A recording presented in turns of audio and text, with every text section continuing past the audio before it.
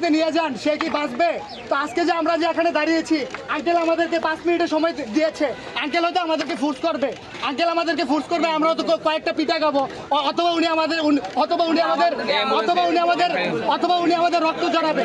তো আমরা যে দাঁড়িয়েছি, এটা কি আমাদের দাবি শুধু? শোনেন, রক্ত ঝরানো আমাদের উদ্দেশ্য না। আপনারা দেখছেন এই যে বিপুল একটা রোগী, ঠিক আছে, এই যে আপনারা রাস্তায় আটকেছেন, কিছু টাইম কি তার নষ্ট হয় নাই? এখানে আছে কিছু টাইম কি তার নষ্ট হয় নাই? তাহলে এই টাইমটা নষ্ট করার অধিকার কি আপনাদের আছে? আমাকে বলেন। এই নষ্ট করার অধিকার তাহলে আপনারা শান্তিপূর্ণভাবে আপনারা সাইডে মানববন্ধন করে আপনারা দাবি দাওয়া পেশ করতে পারেন, সবাই দেখবে। এখানে আমাদের বিষয়, এখানে যদি হাসপাতাল থাকতো তার তো এইটাও পাস হওয়া লাগতো না, সে ডিরেক্ট আমাদের এখানে আসতো। আমি জানি, হ্যাঁ, আপনাদের দাবি দেওয়া সম্পর্কে আমরা একমত, কিন্তু এটা তো টাইম দিতে হবে, এটা তো আপনাদের একটা সিস্টেমের মধ্যে দিয়ে দাবি দেওয়া করতে হবে।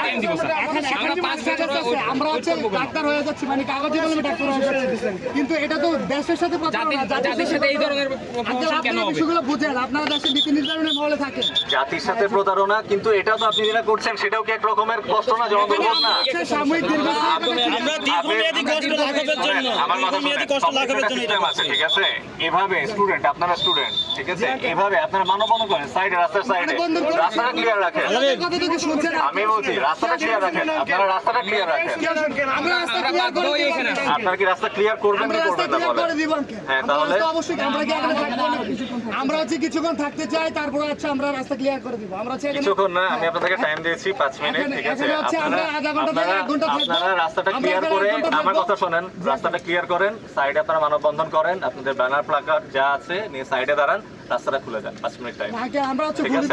আপনারা করেন, আমি তো আপনাদেরকে বলছি না আপনারা এখান থেকে চলে যান, বাট আপনারা রাস্তাটা ক্লিয়ার করবেন, আমার রাস্তাটা খোলা দরকার। এটা সিলেট সুনামগঞ্জ মেইন রোড, এটা আপনার কোনো অধিকার নাই এই রাস্তা আটকানো। শুধুমাত্র আপনার কলেজ এখানে দেখে আপনি রাস্তা আটকাচ্ছেন আজকে। আপনার কলেজ যদি ভিতরে তো আপনি রাস্তা আটকাতেন না। আমরা জানি, কিন্তু আমরা মানুষের কথা চিন্তা করে আমরা দাঁড়িয়েছি। আপনারা আমাদের অবস্থা আমি আপনাকে আমার গলার আওয়াজ কি শুনতে পাচ্ছেন? আমি আপনাকে কি বললাম? আমার নিজের ছোট ভাই মেডিকেল স্টুডেন্ট, আমার বাবা ঢাকা মেডিকেল টিচার ছিল, আমি জানি আপনাদের দাবি দেওয়া আমি জানি, ঠিক আছে।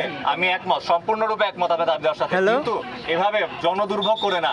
আপনারা যে রাস্তাটা খুলে দেন, মানববন্ধন করছেন, এখানে খুলে দেন, রাস্তা চলুক, আপনারা আপনার দাবি দেওয়া পেশ করেন, আমার কোনো সমস্যা নাই। আমাদেরকে কিছুক্ষণ সময় দেন, কেউ শুনে না আঙ্কেল। আপনারা যদি এটা করেন, ক্ষতি আপনার লাভের থেকে ক্ষতি আরো বেশি হবে। দাবিটা আমরা শুনেছি, বাট ওরা রাস্তা আটকানোতে আমরা বাধ্য হয়েছি ওদেরকে রাস্তা থেকে সরিয়ে কলেজের ভিতরে যাওয়ার জন্য, ঠিক আছে। ওদের দাবির প্রতি আমার সম্মান আছে।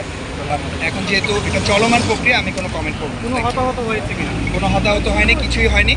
আমরা জাস্ট ওদেরকে কিছুটা বল প্রয়োগ করে ভিতরে ঢুকতে বলেছি, ওরা ঢুকে গেছে, আপনারা দেখতে পাচ্ছেন। এখন আমি আর কোনো কমেন্ট করব না।